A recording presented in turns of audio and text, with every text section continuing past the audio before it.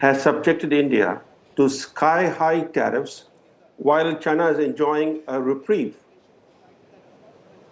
The second irony is that Trump is attempting to woo Russian President Putin, as the Alaska summit showed, in an effort to wean Russia away from China. He wants to peel Russia away from China. He wants to break the Sino-Russian axis, which puts the US at a disadvantage.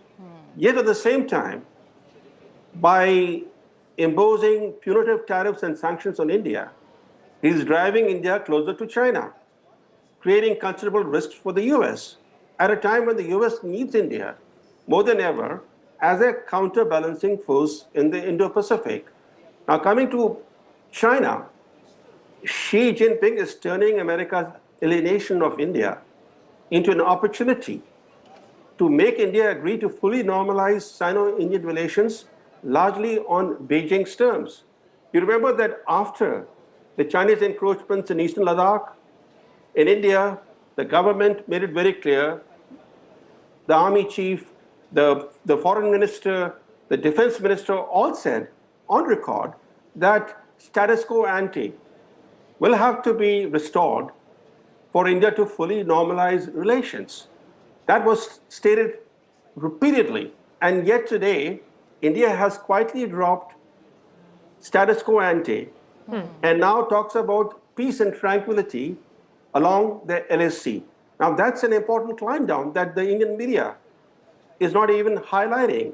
But the fact is that what the US is doing is not only counterproductive to its own interests, it's also driving India to seek rapprochement with Beijing. And that rapprochement, as we know from past efforts, we have seen that repeatedly under different prime ministers. It began with Vajpayee, then Manmohan Singh, now under Modi, this is Reset 3.0, that India's sincere efforts to mend ties with China have often backfired, because it won't be long before you will be discussing on one of your shows as to why China sprung that nasty surprise on India, because springing nasty surprises on India absolutely happens every now and then. And then we ask ourselves, after very gushy expectations from a summit, then a few months later, we become very despondent and we ask ourselves, what happened? What happened? But that's the reality, that for China, an unsettled border is something that China seeks to perpetuate. Okay. In fact, not many people understand this, that the border negotiations between India and China have been going on since 1981. That was before you were born, I think. Since 1981, for the last, how many years now? 44 years? Yes. In a continuing fashion. Only the nomenclature keeps changing, from senior level dialogue to joint working group to special representatives talks. For 44 years, this is the longest running border negotiations between any two countries in modern history. Yes. And what do these negotiations have to show? Okay. And any moment now, please continue to be with us. The first image of Modi-Xi handshake will be coming out. Remember, Tianjin SCO summit is being seen as a landmark diplomatic event which is focused on enhancing solidarity, regional security, cooperation, trade, and economic integration among member states. But that image which will be coming in from Ingbing Hotel in Tianjin becomes crucial, because she will also be holding meeting with Maldives and Azerbaijan. But that troika, that image of the troika of Russia, India, China, which is also likely to come later today, but all eyes will also be on the Tianjin declaration, the details of which will emerge tomorrow. So who all are expected to be in that bilateral, Geeta Mohan, a word on that, because observers are anticipating a new development strategy, perhaps expanded technical and cultural initiatives, and also a greater role of the SCO in global governance. Well,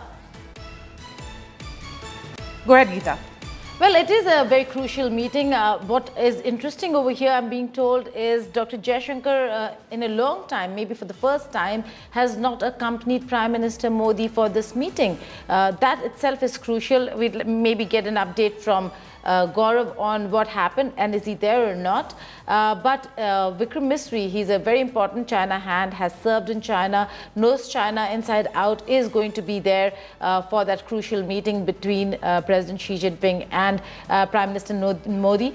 National Security Advisor Doval, the ambassador of India to China, as also the area experts when it comes to SCO and when it comes to China, that's the East Asia division. All of these officials are going to be there as part of the bilateral meeting between the two countries. Very important one, but one where we have to tread carefully and cautiously, Maria. Absolutely. Gaurav, you know, there's a lot of expectations from Tianjin. Will you be seeing some kind of blueprint for the next decade? Is the question that is being asked repeatedly by observers. Well, a blueprint for the next decade is on the agenda of the Shanghai Cooperation Organization. You know, the role that Shanghai Cooperation Organization as an entity will play on the world stage. A bigger role in global governance is what they seek. More participation of the global south, and India and China are two countries that seek, you know, to represent the global south. You recall India's G20 presidency was all about not just African Union becoming a part of the G20, but also India talking about how, whether it's the COVID vaccine that is to be given to the global south countries or any other cooperation, India has been always. Okay, so the news that is coming in, Gaurav, a quick update and then I'm coming to you. Bringing the that global south countries forward. Between Prime Minister Modi and President Xi Jinping, you know, it's very crucial because it's also taking forward what happened in Kazan. But that bilateral meeting has begun. Go ahead, Gaurav, give us the updates. So that's the information that's coming in. Bilateral meeting between Prime Minister Narendra Modi and President Xi Jinping has begun. This is to be a 40-minute long meeting between the two heads of state and government.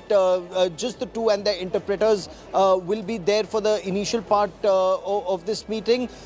So it's about half an hour is what the conversation is, considering that a lot of time is taken in translation and taking that Kazan process forward. So the initial thaw at the borders came at Kazan. The directions to their respective armies came from Kazan. And then now it's to see how you build that up and how do you take the economic cooperation forward. As Professor Chilani was also pointing out, that China is using this opportunity to bring India closer, given the tensions with the United States of America. But India is also using this opportunity, from what sources tell India today, is to see whether we get greater access to the Chinese markets, whether we are able to reduce trade deficit. Peace and tranquility at the borders is maintained. As far as the issue of status quo ante at the borders is to be restored, a point that Army has repeatedly made. We'll get more clarity from the government that status quo ante remains, India's position, that both sides will have to find a solution. Right now, the buffer zones that have been created, and we had a conversation on that with some of our sources who said is only to ensure that tensions do not spiral once again. That's the aim. But a final boundary solution and a mechanism is in the work, and demarcation of border is extremely significant. That conversation between Wang Yi and National Security Advisor Ajit Doval. So that demarcation and how that demarcation mechanism moves forward would be extremely significant, Maria. So along with the Prime Minister, Foreign Minister Vikram Misri, who has a great degree of understanding between India and China, the evolving situation and how it has been, is in attendance. Also is the National Security Advisor and Indian Ambassador to China. All of them are present in that crucial meeting, which is happening even as we speak. And joining us now is Aina Tanjun, Senior Fellow of Tahir Institute and Chairman of Asia Narratives Substack. Mr. Tanjun, really appreciate your time here on India Today. Let's get into your expectations. What are you watching out for in that crucial meeting, the bilateral, which has started just a few minutes ago? Well, I mean, this was pulled together very quickly. So I'm looking at this as more from the optics. There are a lot of issues between China and India, but I think there's a huge opportunity for India in that the world is in need of a leader. India is poised. It has always been the balancer in BRICS and also SCO. And if it decides that it wants to take the mantle of leadership and not only act on behalf of India, but also the rest of the world, to stand up to a bully who, for no reason at all that is discernible, other than the fact that India is part of BRICS, has decided to impose these, monstrous tariffs. So I do think there's a real opportunity. I'm going to be anxious to see exactly how these bilateral meetings that go between especially Putin and Modi and also Xi and Modi, how they come together in about 9 to 10 hours when they release a statement, exactly what's going to be in there. It's not going to be the finish line. It's not going to be a blockbuster announcement, but it certainly could point the direction for the rest of the world. Mr. Tangent, do you think because of this looming Western pressure and the tariffs which have been imposed against India, 50%, the highest among any of the nations that the United States deals with, that is going to be a subject of concern that will drive India's approach to perhaps the declaration? Well, but you hit it on it, but I think I would reverse it. The betrayal of the United States of India, interference in the elections, the color revolution in Bangladesh, the insistence that Donald Trump personally handled a peace situation he had nothing to do with, and then signing on to an energy agreement with Pakistan, showing India the cold shoulder. No one can figure out why. I haven't heard anybody, and my only supposition is that what is happening here is that there's concern. Because it's not just India. It's also Brazil. They got hit with 50%. South Africa, 30%. Unknown as to China, because it's fought back. It has cards that Donald Trump doesn't. And then Russia, another thing. But what do we have in common? They're all members of BRICS. So yes, this is the SCO, but this is bringing together 3 of the 4 original members of BRIC. And this is important. It's a signal to Washington that perhaps the game has changed. The bully, it can be bullied back by somebody who is bigger and represents a different view of the world, one that is not run from one capital, but run from the capitals of the countries, the sovereign countries that they belong to. Okay, Mr. Tangent, continue to be with us. Geeta has a question for you. Right, Geeta, go ahead. I know the fact is that SCO would want to look like a bloc that is strong and cohesive, but we've seen the past meetings whether it's the foreign affairs, national security advisors, defense ministers meeting, there was no consensus even in putting out a joint statement because of the India-Pakistan bilateral issues. Do you think that could be one of the obstacles this time around as well? And if that happens, or should that happen, then it certainly will not look like SCO is the answer to America. Well, the SCO is not an answer to America because it's not aimed at America. That is a narrative that's being put out by Washington. Remember, the difference between NATO and the SCO is that NATO thinks that the wolf is outside and you need to band together to go beat up the wolf. SCO believes that there are dangers within everybody's house, terrorism, extremism, that separatism, that these are the real dangers that confront countries today. So SCO doesn't have to come to a complete consensus about other countries or situations. What they have to do is decide that there are greater evils that they have to come together to combat than trying to find evils that they want to label and battle, as what we have seen in other countries, especially Europe with Ukraine. So there is opportunity here. Obviously Pakistan has many challenges, but when you have what you thought was your reliable ally turning to Pakistan and turning against you, you have to kind of ask yourself, why? Why is this happening? There's nothing that Narendra Modi did or that India did that could get such an extreme reaction where day after day you have people like Navarro, people within the Trump administration just spewing invectives. Modi's war? Be serious.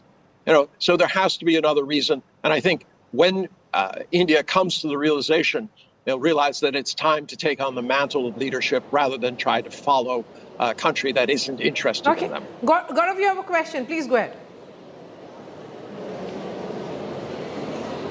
So, Mr. Tangent, what are China's expectations from the India-China bilateral? And when India seeks greater access to the Chinese markets, when India sees reduction in the trade deficit of that $100 billion approximately, do we see forward movement of that and the maintenance of peace and tranquility at the borders simultaneously?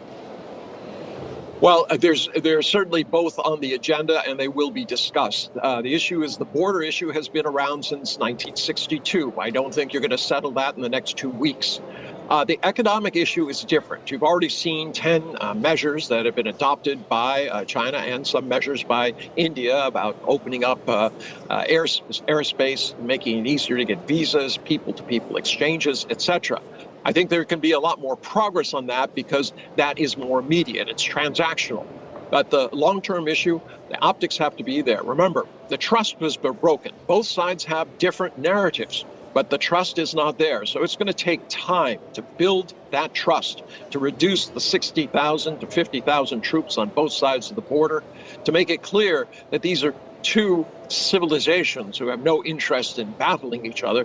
They just want to protect their respective interests. Okay, let me bring in Ambassador Sajjanhar and Ambassador Rajamoni as well. Ambassador Sajjanhar, the bilateral has begun. Lots of talks, particularly about strategic and security concerns, but there is also the fact that, there is something called neighborhood pressures. The fact is that there is China's growing influence in South Asian countries and reluctance to take a firm stand against terrorism that is linked to Pakistan. That's also the elephant in the room.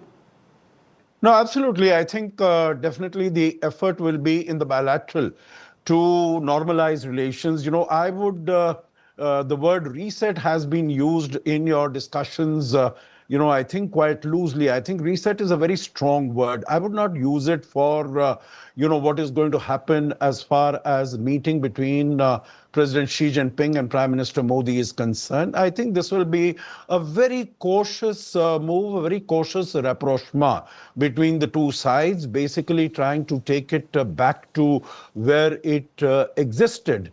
We've also discussed about, whether peace and tranquility is, coming into the picture. I think let's face it, peace and tranquility has been the position of India right from September 2014 when Xi Jinping came to India, and at that time there were Chinese troops that came into Indian territory. And even at that time, I still remember speaking in Hyderabad House, that is what Prime Minister Modi had said, that maintaining peace and tranquility on the border is a sine qua non of optimal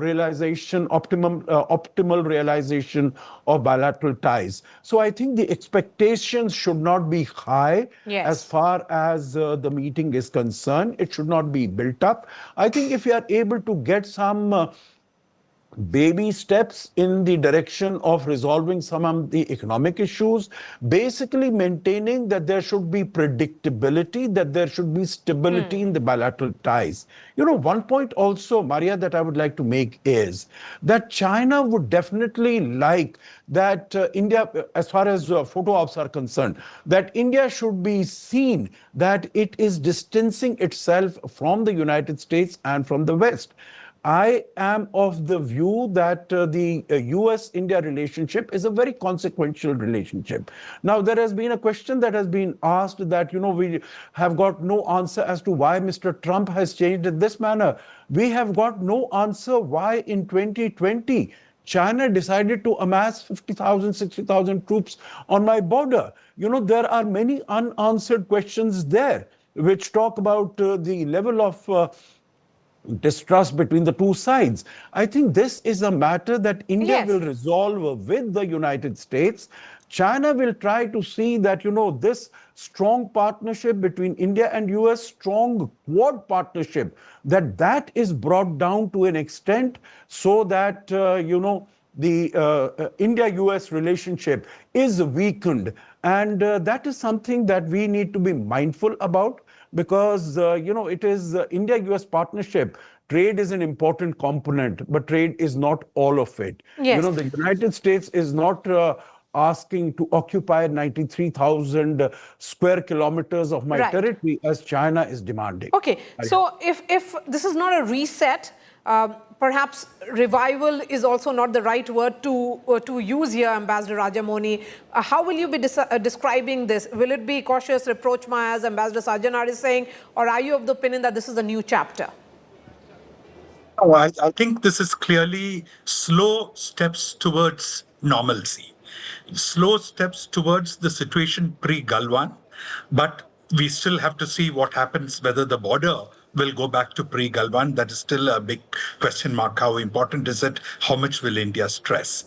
But the area where we are going to have most movement is in people-to-people contacts, in once again opening up the Indian economy to Chinese trade, Chinese investments, in opening air services, more on the Kailas Mansarovar Yatra or any such measures. I think all these are the easy steps to take, and we will see that. And on the border front, a reiteration of what was agreed during Foreign Minister Wang Yi's visit, and progress, a hope for quick progress on that front is probably what would come from the bilateral meeting. Okay, Aina Tanjun, there is a great degree of caution with which India is approaching it as well. While India would want the trade talks to go back to what it was. There is a China's string of pearls policy in the Indian Ocean and the construction of Zangbao Dam in Tibet, which have heightened India's security and water concerns as well. In terms of the export, let's look at this number for financial year 2024-25. India exported goods worth $14.25 billion to China, while imports from China stood at $113 billion. So there are points of convergences as well. While we look at the border standoff, which continues, there are these points, as Ambassador Rajamoni was pointing out, perhaps peoples-to-people contact. Yeah, I think we're all in agreement that this is slow steps. Optics, remember the invitation was just issued, less than a week ago. And this is a coming together that was exacerbated by exactly what Donald Trump did. So at this point, I'm not looking for big breakthroughs. I don't think it's possible. It's only about the optics. Is India signaling to the world that it's no longer going to be, a doormat to the United States or a pawn in, the U.S. game?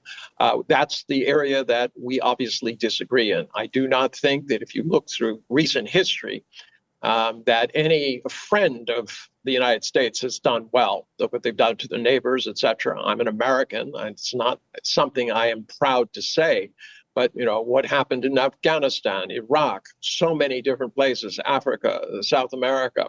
You have to be very careful, as they say, to be our enemy, but it can be fatal to be our friend. And I think India is experiencing that. You need reliable partners. China is a neighbor.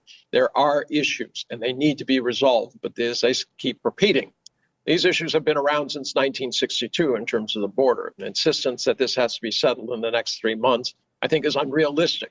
As I said, and I think all of us agree, trust has to be built. It cannot be suddenly garnered or purchased. In terms of trade, yes, I think China stands ready to share technology, to invest, but the door has to be open in order for that to happen. So the question is, how can you move forward in a positive direction rather than trying to go through a litany of whether China should feel good about the Quad and things like this? Okay, so the question really is, Geeta and Gaurav, come in on this as I thank all the guests who joined us, that what is this broader outlook that can make India and China come together? If there are points of discontent and it's long-standing, it cannot be resolved overnight with a handshake, perhaps today. But the question really is that broader negotiation, can that be worked out? And Geeta, also to you, are we expecting some kind of briefing to emerge in SCO today itself about what really happened in that bilateral? Well, yes, absolutely. There, in all probability, will be a briefing by the Foreign Secretary, which he does after important and crucial bilaterals. Gaurav will be covering that for us, Maria. But like you said, what are the expectations over here? Look, before the meeting and before Prime Minister Modi headed to the SCO, there were already indications with the kind of moves that India made. Direct flights to China resumed. Pilgrimages opened up. Some of the areas which were banned and exports and imports were banned have opened up. China started sending fertilizers yet again. So both sides have showed some indications of forward movement, but will it translate into something where it could be substantive when it comes to relations, as also ensuring that there is clarity in forward movement in the boundary question? Now, it's not about the boundary question, very specifically on post-Galwan. Is there going to be complete disengagement or not? Because boundary question is something that maybe will take a long time to resolve. But the immediate for us is, will there be disengagement, complete disengagement? We're not talking about status quo ante anymore, but we do talk about disengagement and complete disengagement. There has to be some forward movement on that front.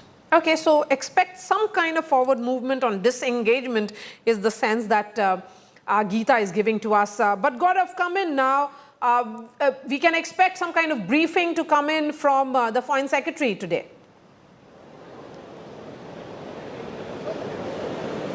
There will be one, as is the norm after the end of every bilateral. At the end of the day, there is a briefing. So yes, later tonight, Beijing time, 9 p.m., Tianjin time, there will be a briefing by the government on what transpired between Prime Minister Narendra Modi and President Xi Jinping. Tomorrow, there'd be one on what transpired in the SCO summit and also in the meeting that takes place with the Russian President Vladimir Putin. However, there is a very tough situation globally right now. Trump tariffs is a tough situation.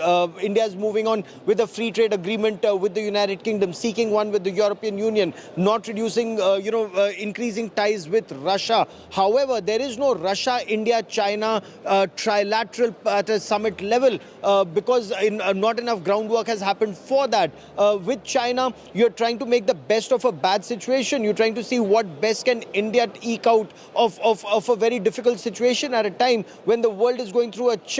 So yes, there are no conclusions that are happening today, but there is some forward movement happening so that the Indian economy, what's the ultimate aim? When you speak to government sources, they say that our ultimate aim is to ensure initially we become the third largest economy and then are amongst the top economies of the world with sustained development. And for sustained development, good relations with America and good relations with China, they're equally important. And that is something that the government is trying to achieve at this stage. And Gaurav, in terms of all those who are present in this meeting and who's not, how do you read that, the absence of External Affairs Minister Dr. S. Jaishankar?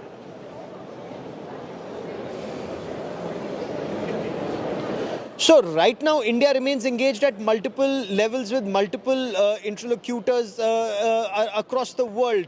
There is a trade agreement with the United States of America that you're trying to work out on. There is background conversation that's happening. There's a lot of acrimony. At the same time, negotiations haven't come to a standstill. Negotiations are happening. The Commerce Ministry remains very extensively engaged there. There is no explanation from the government just as yet on the External Affairs Minister's absence right now. But basically, the information is India is moving on multiple levels and multiple legs of engagements. The engagement with Japan, for example, was extremely crucial. There's some work that remains in pipeline that is being taken forward, and that is one partnership that will help spur the growth engine in India over the next several months and years. And that is where it's required most. Wherever investment can come in from, that cheap Russian oil, it's required to keep prices down in India to ensure that India is able to 1.4 billion Indians there. Okay, the first set of visuals are in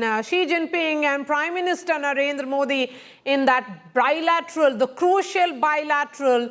Let's look at these visuals, Geeta, and speak to our viewers as to a lot of expectations from this, but it's also carrying forward what happened in Kazan. because there was a bilateral on the sidelines as well, and that crucial handshake, Geeta, high on optics certainly, but very, very interesting. Well, absolutely. What we normally look at when Prime Minister Modi is abroad on a bilateral visit, and if things are absolutely hunky-dory between the two countries, is the big hug. Now, that big hug is missing. It's a formal handshake, and now we're looking at opening remarks, which will come to us in a bit, the audio of the opening remarks, but that's a very formal interaction that we're looking at between President Xi Jinping and Prime Minister Modi, unlike the kind of meetings, the kind of bonhomie that we used to see in the past. So this is a very serious one, Maria. This is a meeting that really is not about resets. It's about how to take things forward, how to move forward from a very difficult relationship or very difficult time in this relationship. And that's what we're looking at, the two leaders talking business. Dr. Jaishankar, who's actually for the first time not there in the room, if you can see, he's been flanked by National Security Advisor Ajit Doval, for Foreign Secretary Vikram Misri, there's the interpreter, Ambassador of India to China. We also have area experts, including Deepak Mittal for SCO, all of them right there, but the conversation is serious. It is about how to take things forward. Yes. I'm being told that Dr. Jaishankar is not keeping too well is the reason why he's not there in the room. But again, this is the first time for a man who is a China hand, who knows China, who knows America, has served in Beijing, has served in Washington, D.C. This indeed was a really crucial meeting between the two leaders. Serious handshake. No smile when it comes to Xi Jinping, Prime Minister Modi being the cordial person that he is when he meets people, but no hugs this time around. Maria shows that while Dr. Jaishankar said that if disengagement does not happen completely at the border, it is not going to be business as usual. We'll have to see whether if India is going to walk the talk on what it says when it means it is not business as usual. Yes, so this is cautious reproach is being said now, perhaps some baby steps being taken between India and China in that crucial, bilateral which has just happened. It's ongoing. We will get the opening comments from both the heads of states in just a bit, but this summit's agenda includes significant cooperation and coordination in security, digital economy, green initiatives, AI technologies, and of course, the sense is that because of US protectionism, can India and China do some kind of revisit to their equation in terms of trade? We are looking at these images, complete shift from what we have seen in the past, multiple diplomacies that has happened between the two leaders, the dialogue which has happened between Prime Minister Modi and Xi Jinping. Your first big takeaway, Gaurav, when you look at the first images emerge from Tianjin? So, even in Kazan, in Russia, on the sidelines of BRICS, there was no warm hug there.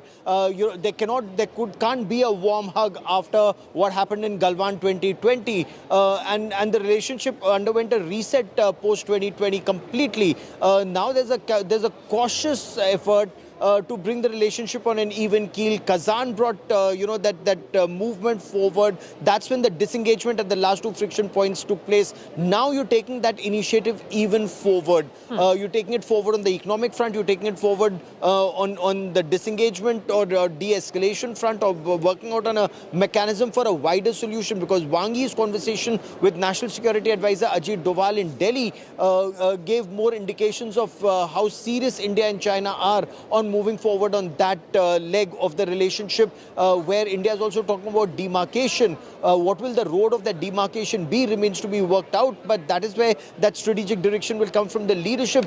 It's a solutions-oriented approach is what sources are telling India today, for the simple reason that China, Wang Yi had indicated that the friction that took place was not in the interest of the people of India and China. However, there are no great expectations from this visit. This is essentially an SCO multilateral visit, and the Prime Minister is engaging with the host country or the president of the host country. And when it becomes Xi Jinping and Narendra Modi, it becomes something which is really, really big, and especially after Kazan, and especially after the tensions with President Trump. But will there be a massive headline takeaway? Sources have been downplaying it all along. They say that this engagement naturally between heads of state and government is very important. That engagement must continue to happen, but it's the work on ground with China. It's not what China says, but what China does on ground. That's the real indication of where the relationship is moving forward. Everyone speaks very sweetly. It's only if it's followed by sweet action on ground do you know that things are moving in the right direction, Maria. Absolutely. Diplomatic dialogues that we have seen between India and China, particularly the informal summit which happened in Mahabalipuram in 2019, and the mechanisms which have been followed so far are three in nature, many would say. It's about mutual respect, sensitivity and interest. Can that really guide the policy for stability is the question as we bring in Dr. Mohan Kumar, former diplomat who joins us on this broadcast. Ambassador Kumar, how do you view this handshake? A great degree of bonhomie that is usually expected is missing. It's a cold handshake, but one that is needed. One would say that it is necessary in the times that we are living in. Yes, thank you very much. The only way you can really see it is in terms of a visit that was scheduled some time back. It's also good to bear in mind that the rapprochement with China started much earlier, before the problems that we have had with the US began. So I think the Chinese understand as much as we do that this is turning out to be a meeting where both sides need to put up a brave face. And both sides have serious issues with the US, if I may, but probably India has more issues. My only concern perhaps is that we should not allow optics to replace the substance of the relationship. And for me, the substance of the relationship is still problematic. I don't think we can think of normalization when 50,000 troops are stationed at the border on an eyeball-to-eyeball confrontation basis. So I would say the proof of the pudding is in the eating. If the Chinese do make an attempt, and if they really want good ties with India, want the ties to stand on its own merit, then we need to see some movement on the de-escalation at the border. So I would say that keep that in mind. Obviously, it's an important relationship. We can't wish China away. China cannot wish us away. So I think there is, an external factor that can provide a momentum to the relationship. But I think it would be wrong to overinterpret that external factor. It will ultimately boil down to how India and China decide to approach this relationship on its own merits. Okay, let me bring in Geeta again. Geeta, the fact here is that the tariffs on India is at 50%, but trade talks with China is continuing. While there are restrictions on India and Indian students, the number of Chinese students in America has increased as well, the visas for them. So even US is looking at China very differently from the way they are viewing New Delhi. Well, absolutely. This is not the Biden administration. Look, Maria, what Donald Trump has done has turned things turtle for many in terms of foreign policy, or how we viewed the world order to be, and how the engagements continued for a while. And everything when it comes to Donald Trump and US's foreign policy has changed completely. He's very clear that he wants to engage China, despite the fact that there are sanctions that are being imposed on some entities, that some of the officers and officials of China have also been sanctioned. On the other hand, what you're looking at is that he's playing the India-China card and ensuring that the two sides never meet. the leaders are meeting, there has to be realization that to counter anything or to counter a bully like Aina Tangen had put it some time ago, the two countries will have to work together. But there are too many problems, too many things at play over here, especially for us. The fact that we share a border and there are disputed areas is the reason why the problems begin from there, and the problems will have to end with a resolution to that crisis. But the immediate one is not the longer boundary question. Like Ambassador Mohan Kumar said, the two sides have to work and have to find a workable solution to how to move forward. But I've been repeating this time and again, the Chinese have to walk the talk, show that they can be trusted if there is going to be complete disengagement at the border on the recent crisis. Not talking about the boundary question itself. Yes, because the frictions along the LAC is continuing and there have been major standoffs, Geeta. Doklam 2017, Galwan 2020, and regular incursions which are happening in Ladakh, Arunachal Pradesh and Chumar. So there are questions which need to be answered before there can be any substantive movement. But going beyond optics, what should we be expecting from today? Ambassador Kumar. Okay, so the audio of that bilateral has started coming in. Let's cut across to it. हमारे special representatives के बीच border management के संबंध में सहमति बनी। कैलाश मानसरोवर यात्रा फिर से शुरू की। दोनों देशों के बीच डायरेक्ट फ्लाइट भी फिर से शुरू की जा रही है। हमारे सहयोग से दोनों देशों के 2.8 बिलियन लोगों के हित जुड़े हुए हैं। इससे पूरी मानवता के कल्याण का मार्ग भी प्रशस्त होगा। परस्पर विश्वास, सम्मान और संवेदनशीलता के आधार पर हम अपने संबंधों को आगे बढ़ाने के लिए प्रतिबद्ध है। एक्सेलेंसी, चीन द्वारा SCO की सफल अध्यक्षता के लिए मैं आपको बहुत बहुत बधाई देता हूं। एक बार फिर चीन यात्रा के निमंत्रण के लिए और आज की हमारी बैठक के लिए आपका हार्दिक धन्यवाद। So Prime Minister Modi there speaking about Kailash Mansarovar, Geeta. We have been saying that the focus will be on cultural exchange, about pilgrimage that has started between the two countries. And remember, China has shown great interest in Indian arts, yoga, Ayurveda in recent years. So maybe that can be an entry point between the two nations. Well, absolutely. It always has been. When it comes to India and China, relations are historic, but also engagement is also historic, Maria. If you travel to China, you'll realize how many Chinese students are learning Indian art when it comes to dance forms, music. Yoga has become very big in China. So there are a lot of connections when it comes to these little areas. And yes, the relationship Geeta, is incremental. I'm going to ask you to wait for a moment because let's cut across to the audio that's coming. Border management के संबंध में सहमति बनी। कैलाश मानसरोवर यात्रा फिर से शुरू की। दोनों देशों के बीच डायरेक्ट फ्लाइट भी फिर से शुरू की जा रही है। हमारे सहयोग से दोनों देशों के 2.8 बिलियन लोगों के हित जुड़े हुए हैं।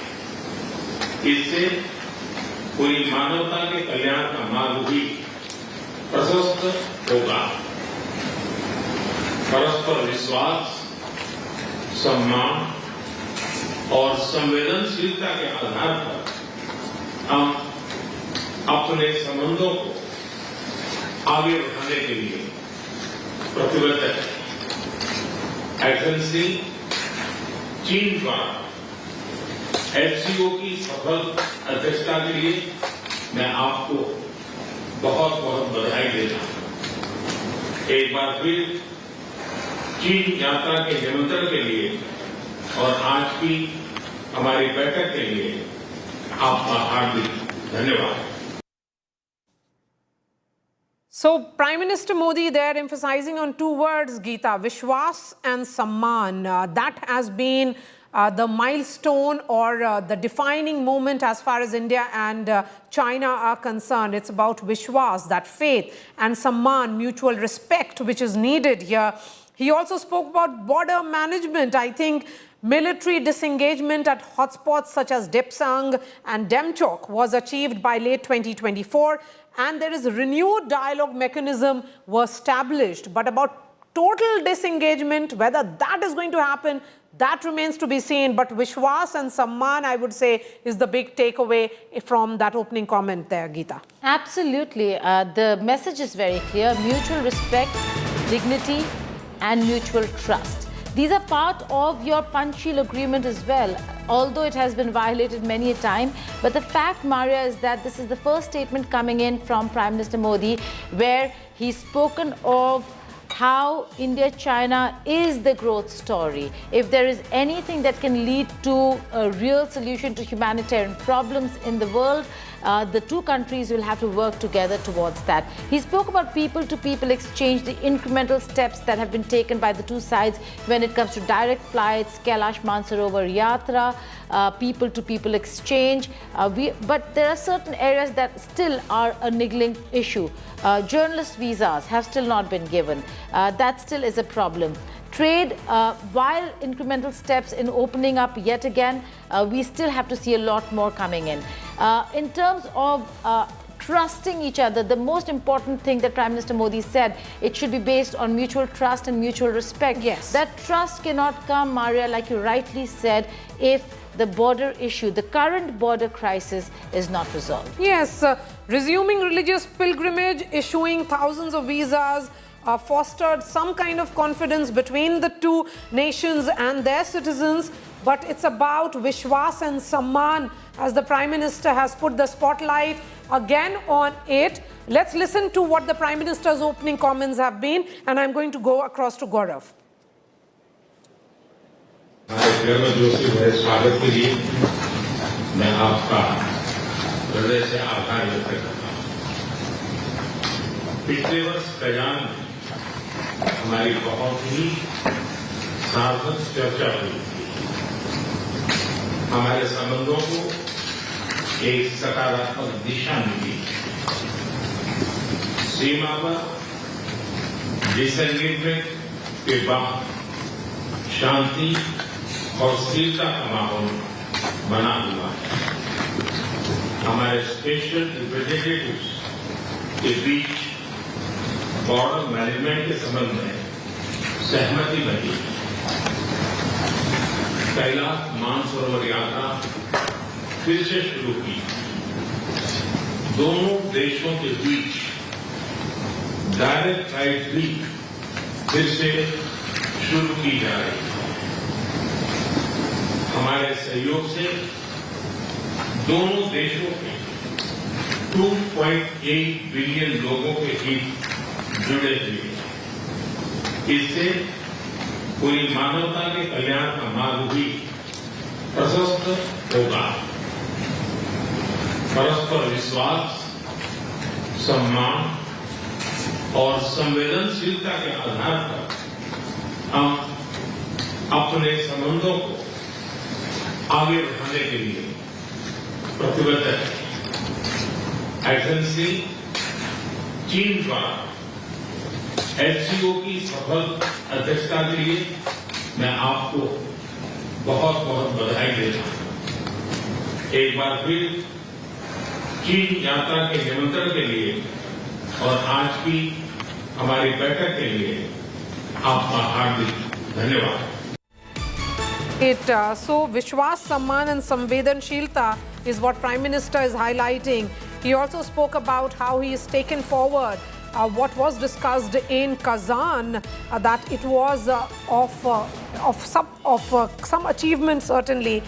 He has highlighted that there is Shanti or peace at the border. speaking about how special representatives have been engaging on border management. A direct flight is on the cards.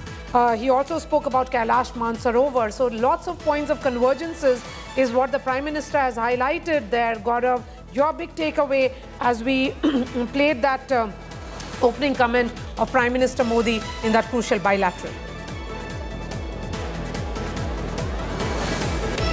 It's the Kazan initiative that's being taken forward. In Kazan, a decision was taken which led to the disengagement at the remaining two friction points. Disengagement process now is complete. De-escalation is the other big step, ultimate de-induction, which would lead to demarcation of borders. So that's the principle that India is following. And India's entire principle is that now India and China must move to have a mechanism to settle the boundary issue and not just keep it burning or festering for decades. It's been festering since the 1960s. It's actually technically been festering even before that. Aksai Chin was lost in the 1950s. So right from independence, look, this is a legacy issue. Both India and China realize. China's point is, let this remain for a future generation to solve, and then let's move forward on the other aspects of the relationship, and especially gaining greater access to Indian markets. But that is something that India is very uncomfortable with, and India's point repeatedly has been, you have to have peaceful borders for the relationship to move forward. Peace and tranquility at the borders is the basic prerequisite for this relationship to move forward. Now, both sides agree that there is peace and tranquility at the borders. Borders in the past several months have been better managed in terms of disengagement and not de-escalation. De-escalation is a very significant step because both sides had moved in their heavy artillery and heavy armor and bigger weapons of war. They now need to be moved back either to their peacetime locations or to an equal and mutual security situation. And what does that mean, Maria? That becomes very significant. You see, China is on a plateau, on the Tibetan plateau. It can move troops and men and material much faster to the battle area or to the boundary. For India, it takes a much longer time because, we have the mountains to cross. And that is why equal and mutual security is very significant. And that is why Indian weapons and systems will have to be much further, much closer to the border than the Chinese system. So all of that remains work in progress at the boundary level mechanism, at the foreign ministry level mechanism, at the special representative level mechanism. In all of that, that is being dealt with. So while that is being dealt with, given the higher direction from the Prime Minister and the President, it's on the trade and people-to-people cooperation leg is what Prime Minister Narendra Modi and President Xi Jinping intend to move forward on today. Okay, we have Jebin Jacob also joining us. He's Associate Professor, International Relations and Governance Studies at the Shiv Nadar University, where Dr. Mohan Kumar continues to be with us. Mr. Jacob, your thoughts on the bilateral statement which has come in from the Prime Minister. Of course, we'll be waiting for the debriefing to happen sometime later today by the Foreign Secretary, but these opening comments. Okay, so the first, I think, is that the Prime Minister is reiterating a lot of what the special representatives discussed, as well as the Foreign Secretary, during his visit to China, had discussed. So, as you said, direct flights, resumption, scaling up of the Kailash Mansarovar, all of that is what we're talking about. Still not enough clarity on whether there will be exchange of journalists on the two sides, as Geeta pointed out, but I think that would be an important step to show that there is, what the Prime Minister talks about, a greater mutual respect and understanding. I mean, without journalists being able to travel to both countries, I don't think that focus on the other country is going to be available to create the mutual trust and so on. One point I wanted to sort of highlight here is that, this cultural aspect, the Prime Minister has referred to the Kailash Mansarovar Yatra. And, the ANI has been playing several clips of Chinese artists. I think Geeta pointed this out, of Chinese artists playing Indian music and so on, Indian dances. I think we have to be a little careful here. The Chinese have what they call the Global Civilization Initiative. They are very organized about these things. They've really laid out the red carpet, as well as played on this cultural angle during Prime Minister Modi's visit. We saw this also, of course, during Prime Minister Modi's visit to Japan. But the Chinese are far more organized on this front than we are. So we have to be careful that this talk about great civilizations the cultural relationship, etc., doesn't go beyond a point where the Chinese start putting forward a particular version of history that is their own. We have to be alert to the potential implications further down the line also. Yes. Which also suggests that, we have to do our homework better on these things. Yes, but the points that he made was also about that but the two nations have carried forward what was agreed upon and discussed in Kazan. Dr. Kumar, come in here, talking about that there has been certain degree of disengagement which has happened at the borders, which is essentially leading to peace on the border. The representatives are speaking on the border management. Those aspects of long-standing border dispute also being discussed here. Yes, I think they are. My issue is the peace that has been achieved is temporary. That's right. So unless you find long-standing solutions to the problem, peace cannot be permanent. And that's something that I'm looking for signs where China can actually give out signals that they are keen on a substantive long-term engagement with India. I was struck by one of your tickers which said that NSG entry was being discussed. Now, that is the kind of issue on which China can actually give India a lot of confidence. If China said, yes, we would like India to join the NSG instead of linking India with Pakistan. If that is the kind of thing that China can say, that will lead to a lot of confidence. What I'm trying to say is that there is a geopolitical window here for actually India and China to put their heads together and lead to some substantive breakthroughs. So far,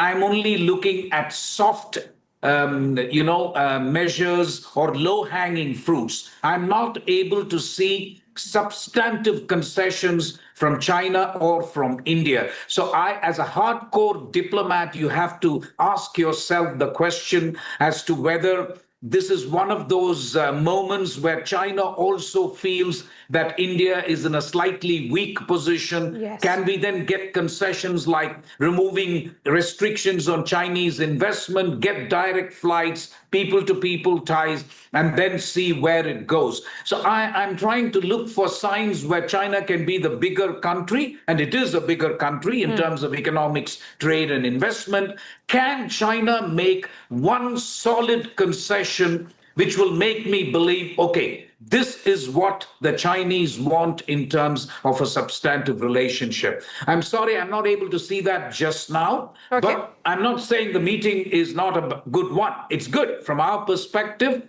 I think this is testimony that we will follow from now on, a multi-alignment strategy, if you like. This actually strengthens India's conviction that you cannot really stay away from engaging with a country like China. And a neighbor.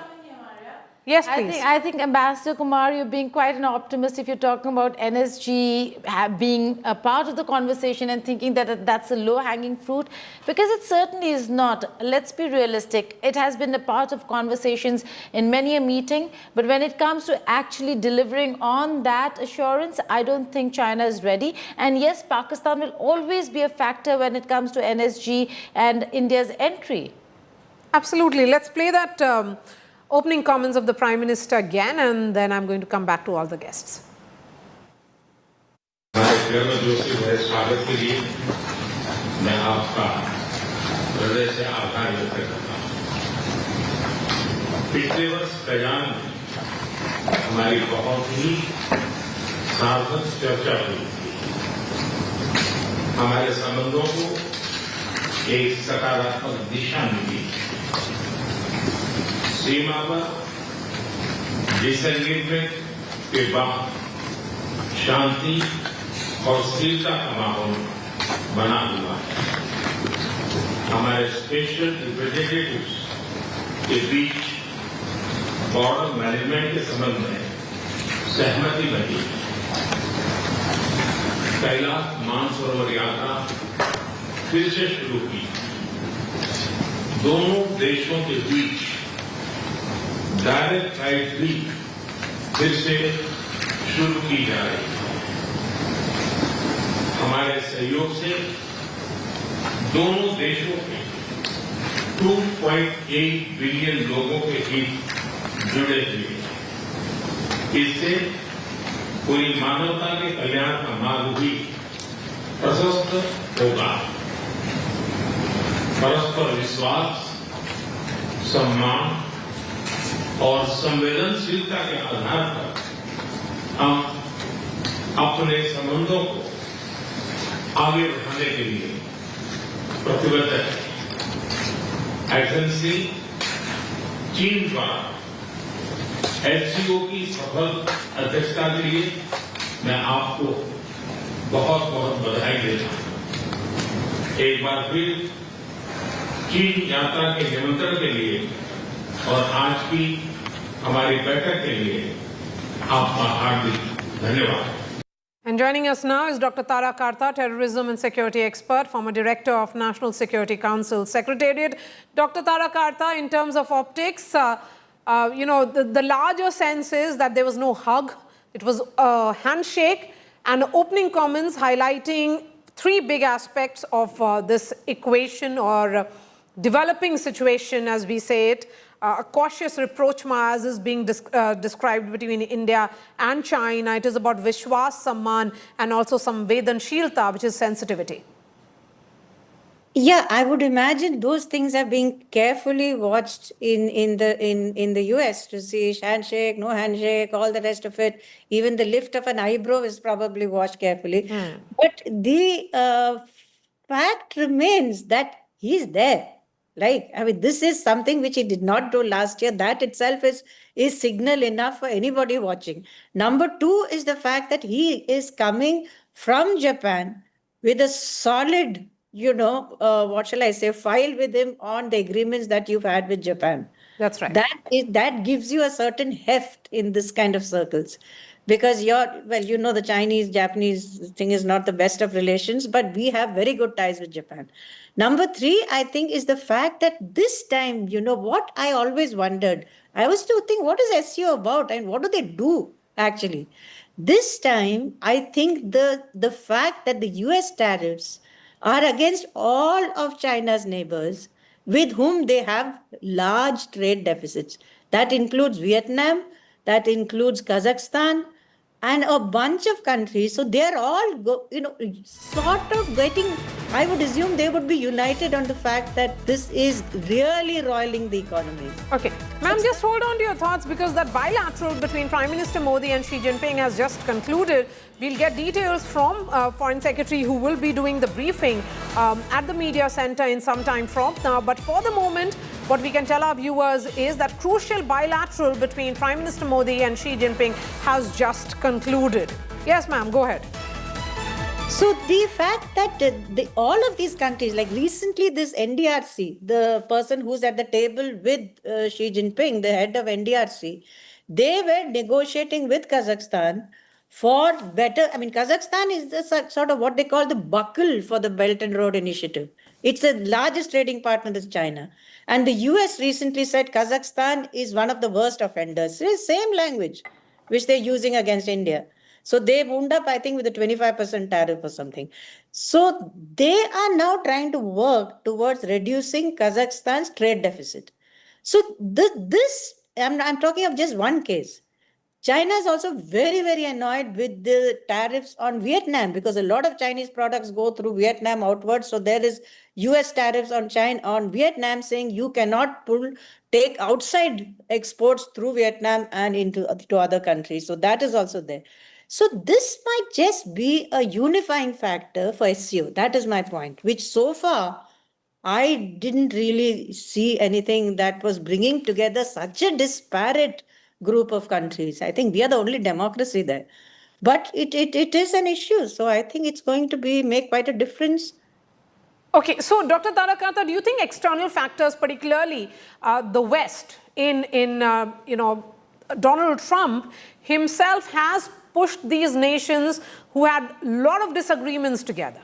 So is it the external factor which is driving this? And how would you view today's meeting? Because there have been a lot of efforts which have gone into ensuring that this bilateral happens. A lot of, tier 2, level 2 diplomacy which has worked as well. But this is coming in the backdrop of a development which happened 12 hours ago with the US appeals court finding Trump tariffs completely illegal. He's already dismissed that as being, we don't know how that's going to work out. But it's not, I think it is, see, in terms of basic bureaucratic working, the two relationships are separate. It's not really the US is one sort of thing you deal with and China is something else that you deal with. It is a different set of issues. It is this perception of being bullied by the US, by this bunch of countries is a factor. But also that it is high time that you settled issues with China. It is, in the end, your immediate threat. And I am slightly, marginally hopeful given the range of agreements which have preceded this meeting, which you all know, Kailash Mansarovar, flights, business, opening of border trade, etc. All that is a hopeful indicator. Plus, also one thing is that the visit of Wang Yi to Pakistan, Afghanistan, that trilateral was very interesting because he's basically saying terrorism has to stop and this region has to stabilize. So this is China's new messaging. We are the stabilizer for this region. We will bring this region together. Whereas what is the US doing? They are dividing this region as much as they can. But so India was seen as the counterweight to China in Asia Pacific. That's how it was being sensed till 2 months ago. Now that has changed drastically. I don't know if I would say drastically because these Trump tariffs and things are a kind of a pause in an otherwise very solid relationship. I mean, all the time there is a bunch of meetings going on with the US which continues. It is quite a large hiccup given the public diplomacy. The fact that they're saying all this in public is really damaged, taken a hammer to this relationship. But in the longer run, that's what Chinese observers, in fact, are saying. You look at Chinese Twitter, they're saying India will always go back to the US. But however, there is also one dominant theme in Chinese language. Their comments is that the fact that India stood up to the US is being appreciated. So you see, when you stand up against bullying, it matters in a lot of different, in platforms. It matters that you're someone who will not take that kind of thing. That's the linkage. But in the end, your priority is to get along with China, which also limits how much you will cooperate with the US. Okay, let's start wrapping up this conversation. And I'm going to begin with you, Geeta. From Kazan to Tianjin, how much have we traveled? Oh, a lot in terms of incremental steps. Yes, they have been taken, but it cannot be business as usual. India has to tread carefully. We'll wait for what the Foreign Secretary has to say in terms of the outcome of this meeting. It is not going to be a spectacular announcement that we should be expecting. What we should expect is how the two countries are going to move forward from here. There are a lot of regional and global issues right now that the two countries also have to, and India and China both are stakeholders, have to account for and take into account. So in keeping all that in mind, I suppose we'll see a very balanced statement coming from both the sides on forward movement in ties. Okay, Gaurav is back with us from Tianjin. Gaurav, when should we be expecting that press briefing by the Foreign Secretary?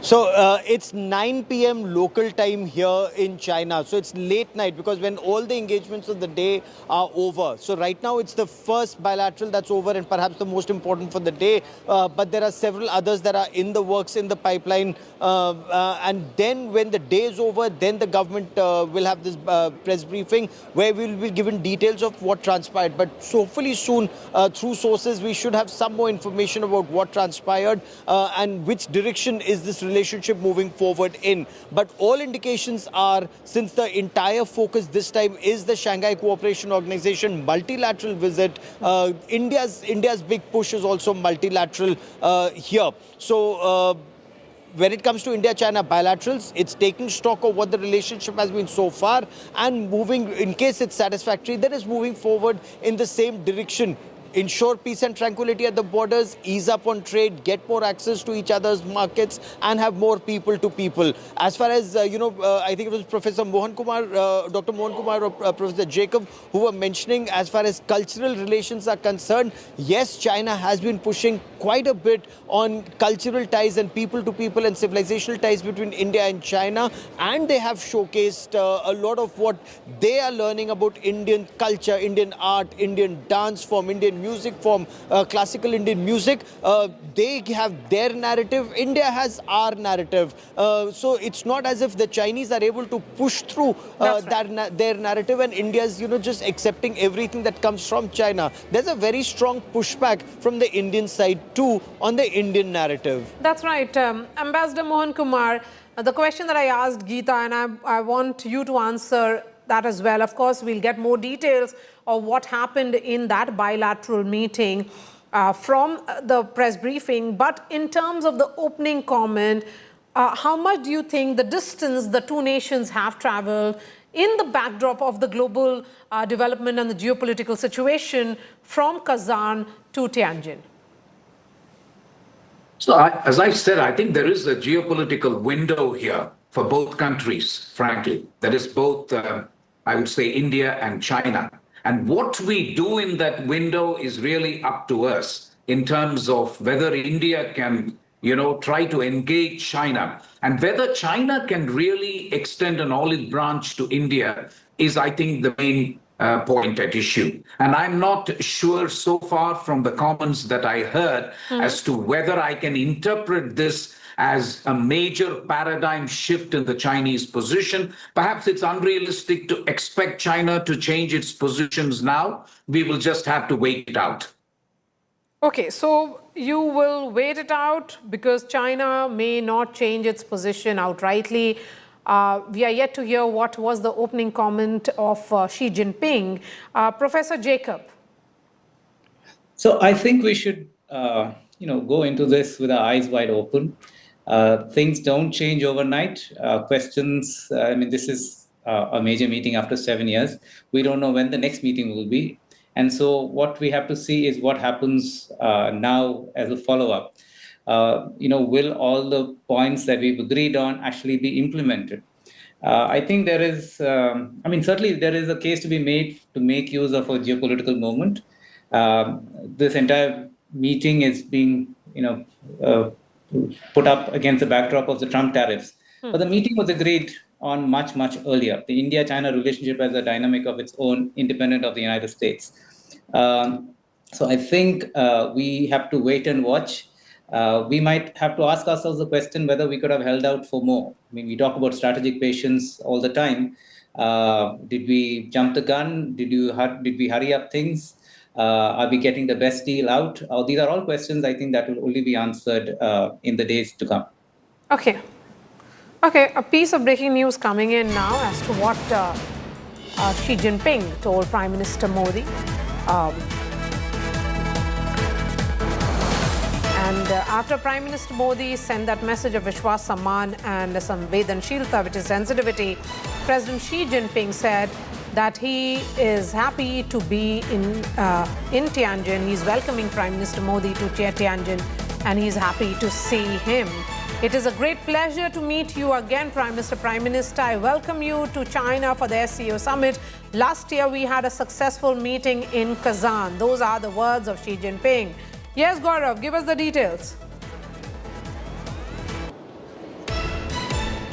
So this is, the information I was giving you about. The entire focus of the bilateral also remains, since it's happening in the overview of a multilateral.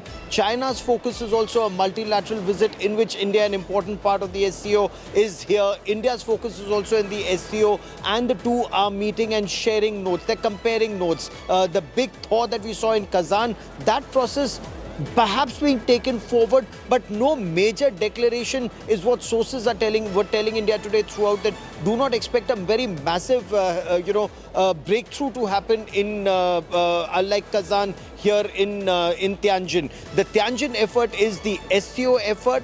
Happy to see you meeting SCO member states, taking this relationship forward, bigger role for Global South. China talks of a multipolar world, but China does not talk of a multipolar Asia. And India's entire focus is multipolar world, multipolar Asia, two giants coexisting together. China believes in one giant, multipolar world, but one giant in Asia. So that's the narrative that India is gradually trying to change. The narrative that India is also gradually trying to change with the United States of America. In all of that, the effort is in this churn. India is trying to see what best can emerge for India during this relationship and this complex thing. The headline point, of course, came out of the visit to Japan. With China, it's more of continuity, ensuring peace and tranquility at the borders. And the point here is that concrete steps can be taken. Can that be taken? India, China proposing to bridge trade deficits and opening up perhaps new market access within the SCO framework. If the focus is multilateralism and multipolarity of the world, that is China's view, but not multipolar Asia, then how will that be juxtaposed there, Gaurav?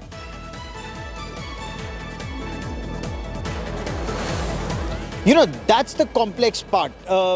India is seeking more access for Indian goods to Chinese markets. What has happened so far, ever since tensions between India and China escalated, China stopped the supplies of fertilizers, for example. Now, that impacts India adversely. It stopped the supply of the tunnel digging machine, the boring machines that India that required. That created a problem. So when there was a thaw, what started was, once again, you get your fertilizers, you get those chemicals, you get the tunnel digging machines, but the legacy problems, they remain in, as legacy problems. India's efforts is we solve the legacy problems. You have greater people-to-people cooperation. You have direct access, more visas. Will it include journalists? We still do not know. More people-to-people cooperation. But will India get more access to Chinese markets?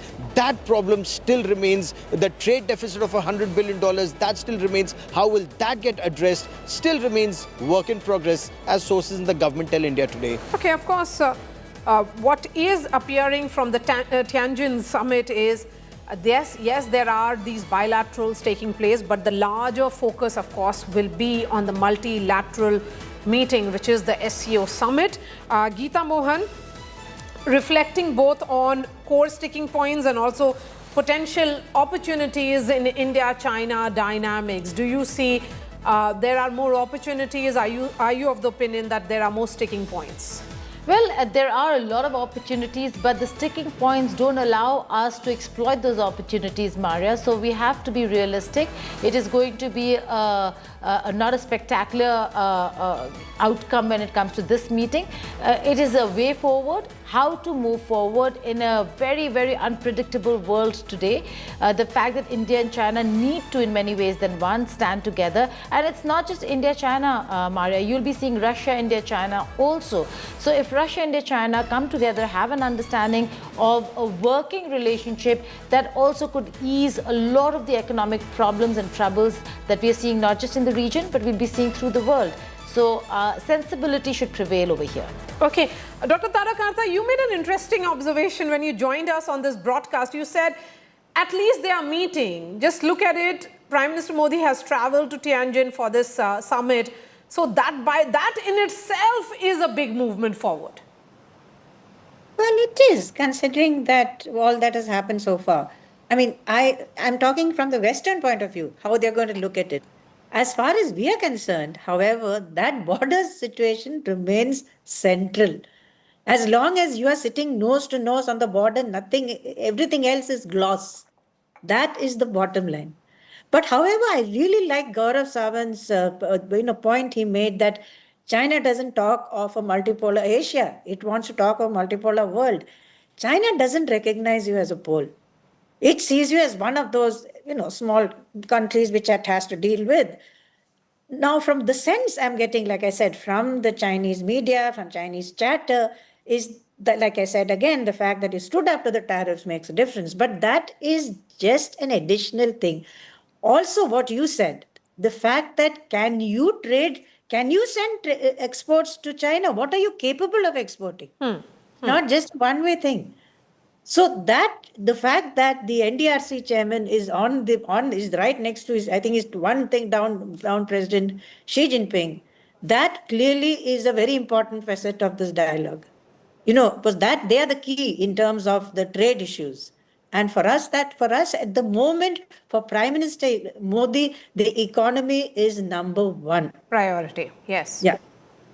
Dr. Tarakanta, I'm looking at this trade deficit. The deficit with China now stands at $99.2 billion, making up almost 35% of India's entire trade imbalance.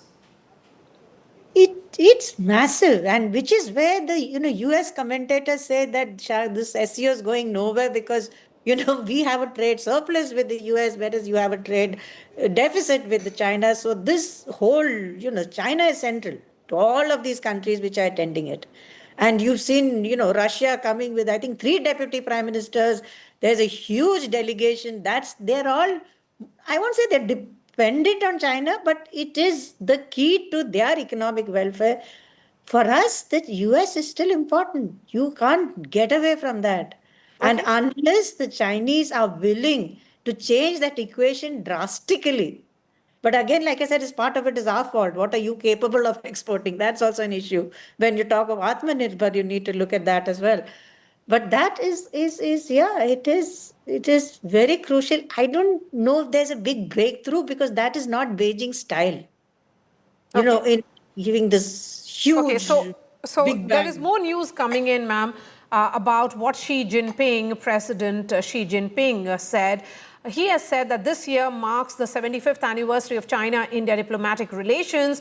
He goes on to say that both nations need to handle our relationship from a strategic and long-term perspective. We must also step up to our historic responsibilities to uphold multilateralism, a multipolar world, and more democracy in international institutions, and work together for peace and prosperity in Asia and around the world.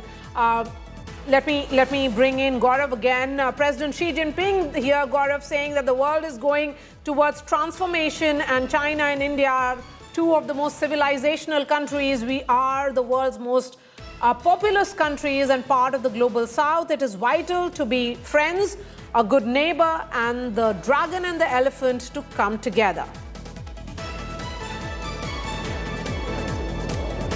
So when the dragon and the elephant have to come together and you're 2 vital neighbors, you cannot have tensions at the borders. And it's very important when you talk to China, you look at what China does on ground and not sweet words. Like we were having our conversation throughout, these words are all extremely sweet. 75th year of China-India diplomatic relations. Both nations need to handle our relations from a strategic and long-term perspective. Absolutely. But that strategic and long-term perspective also means that borders have to be peaceful. Are our borders peaceful? From post-Kazan, at least there's disengagement. But is there de-escalation? And de-escalation again is a very temporary measure. Is there demarcation of the border so that you know where both armies are standing? Is there gradual pullback of troops? 50,000 troops cannot remain amassed at borders. It's costing both countries. It costs India more because China is a richer country. So very, very sweet words from China, it's almost as if they kill you with their kindness. But beyond that, beyond those words, what are the actions that follow? The nuclear suppliers group. You'd remember Prime Minister Narendra Modi, when he was sworn in, he made that push for India to be a member of the NSG, and America made that big push for India, but China blocked it. Will there be forward movement on that? Many say there would be, but clearly the relationship hasn't reached that stage where China would enable India to rise even further. China talks of one power in Asia, which is China. India talks about, and this is the basic difference in the civilizational philosophy. India's civilizational philosophy is peaceful coexistence of all. All can grow. The world is large enough for all to grow. But do we see that on the Chinese side? Very clearly not. So that is where that big push comes. When those Apple iPhones are being manufactured in India, when India talks about China plus one, you bring manufacturing in India. What does China do? It withdraws its engineers. Now, does that ensure that the elephant and the tiger, or the dragon and the tiger, or the dragon and the elephant, as China likes to put it, they can dance together? No, it does not. So sweet words, yes.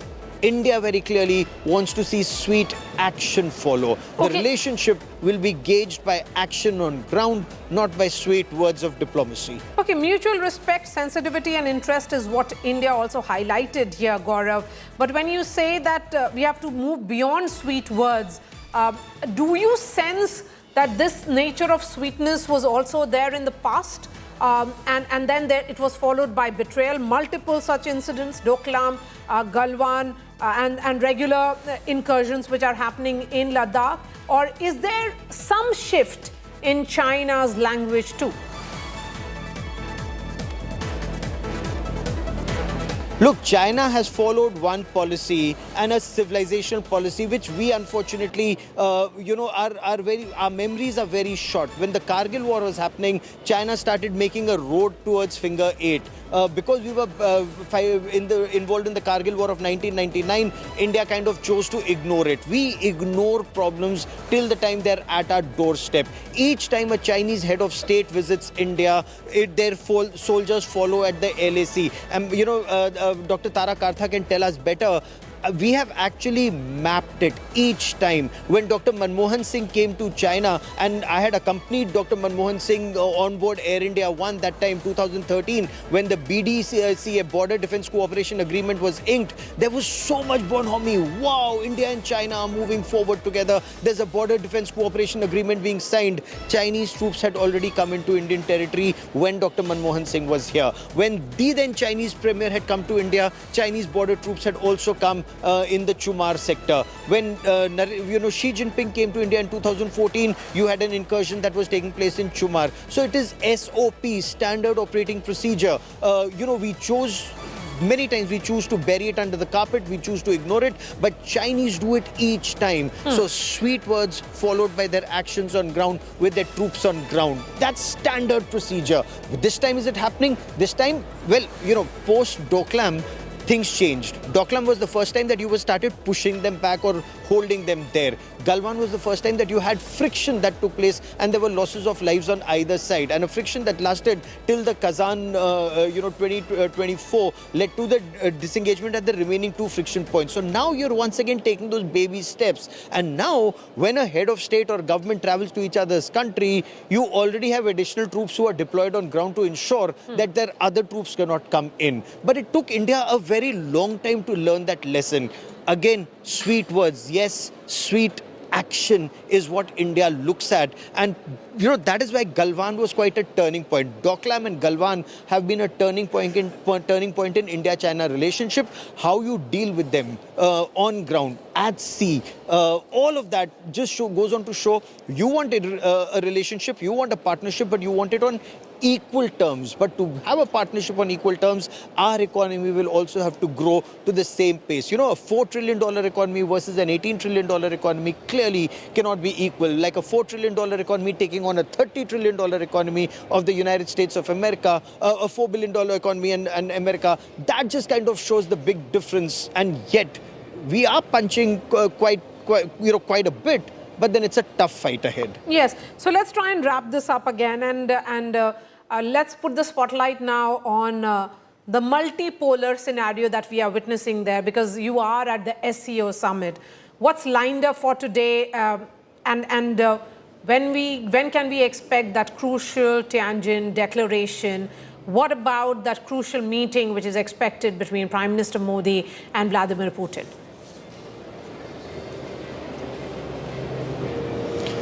So the first leg of the bilaterals have happened. There are some more bilaterals that are being worked out depending on schedules. Usually there's a pull aside or just another meeting. With President Putin, that important meeting takes place tomorrow. The Tianjin declaration comes in tomorrow. That meeting comes, that big photo op of all the leaders with Tianjin in the backdrop happens tomorrow. All of that is happening tomorrow. Today's big headline was this meeting with President Xi Jinping and what comes out of it, and certain other meetings that are likely to take place. There are some slots where some leaders, depending on availability of those leaders and Prime Minister Narendra Modi, that's being factored in. Will that Russia-India-China trilateral happen? From what sources are telling India today, Russia's keen, China's keen. India has reservations because a lot more work needs to happen because it has to be beyond optics. The West is very skeptical. The Western world is also very apprehensive that if Russia, India and China come together, what does this mean for the relationship? But India does not want to be completely on this side and not on the other side at all, because India is a very important member also of Quad. Of the Quad, yes. Now the ball is in America's court, whether America wants to take the Quad relationship forward. But India does want to take that relationship forward. So it just depends on how things pan out over next several days and weeks now. Okay. We are witnessing a major shift in global alignment. But first, let's in fact now listen in to what the Prime Minister has to say in his Mann Ki Baat address.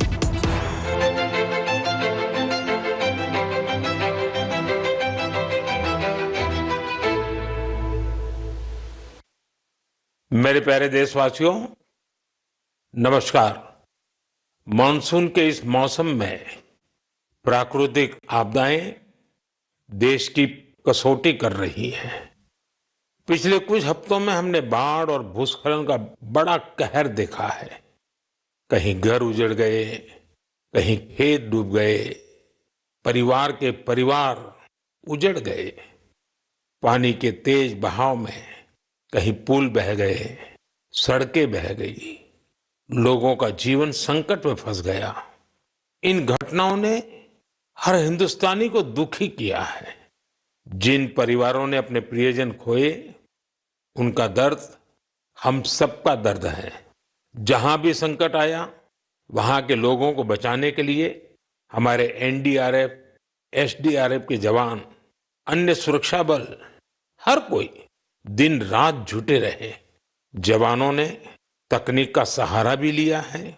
Thermal कैमरे, live detector, sniffer dogs और drone surveillance, ऐसे अनेक आधुनिक संसाधनों के सहारे राहत कार्य में तेजी लाने की भरपूर कोशिश की गई।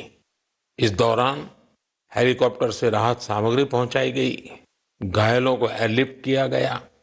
आपदा की घड़ी में सेना मददगार बनकर सामने आई। स्थानीय लोग, सामाजिक कार्यकर्ता, डॉक्टर, प्रशासन, संकट की इस घड़ी में सभी ने हर संभव प्रयास किया। मैं ऐसे हर नागरिक को हृदय से धन्यवाद देता हूं, जिन्होंने इस कठिन समय में मानवीयता को सबसे ऊपर रखा हुआ है।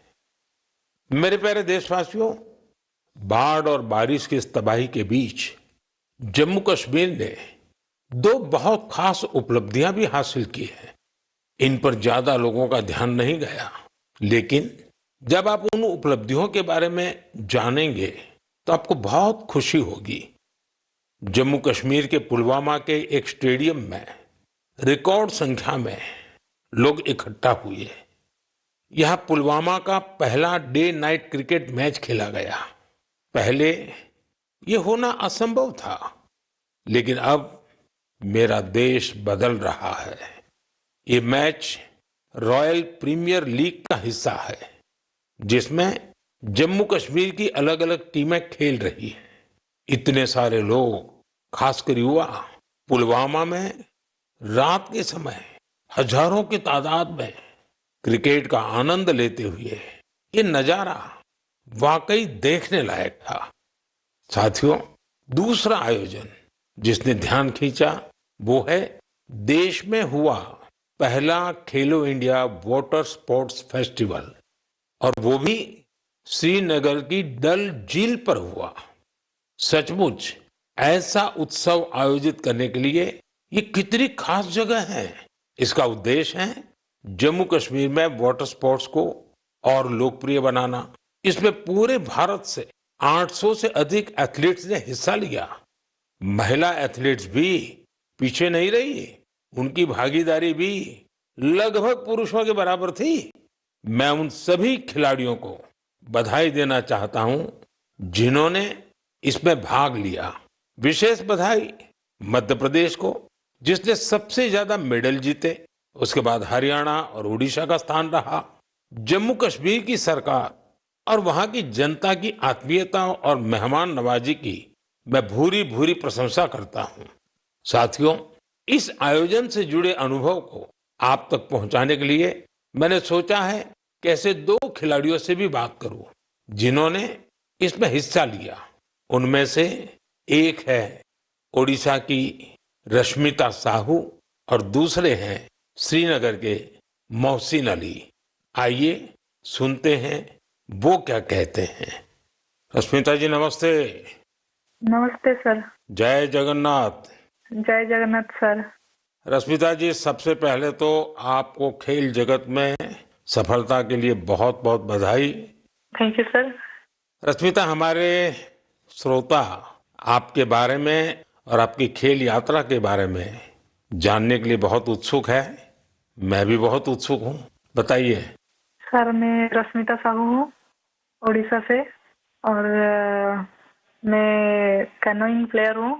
मैं 2017 से कोर्स ज्वाइन किया था, कैनोइंग शुरू किया था, और मैं नेशनल लेवल में नेशनल चैंपियनशिप और नेशनल गेम्स में पार्टिसिपेट किया हूँ।